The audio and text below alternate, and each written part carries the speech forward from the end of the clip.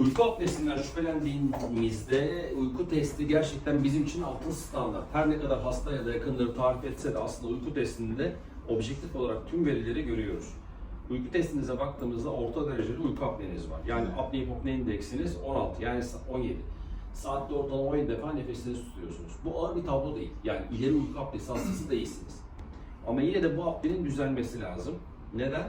Çünkü sistemik diğer rahatsızlıklarınızdan dolayı hipertansiyon, damar tıkanıklığı, pıhtı atması, sizin kalbinize ekstradan yük binmemesi gerekiyor. Damarlarınıza ekstradan yük binmemeniz gerekiyor. Bu yüzden de tedavi olmalısınız. Burada muayenenizi yaptık. Nerede sorun var? Burunda sorun var. Hiç nefes alamıyorsunuz. Burnunuzu tedavi etmemiz, cerrahi tedavi etmemiz şart. Ancak buradaki orta dereceli uyku apnesinin nedeni sadece burnunuz değil.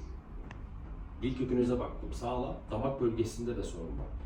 Şimdi beraberce şuna karar vermemiz lazım. Ya iki aşamalı bir tedavi ya tek aşamada hepsini tedavi etmemiz. Ancak burada kafa bulandıran şey sizin kan sulandırıcı kullanıyor olmanız, Plavix kullanıyor olmanız.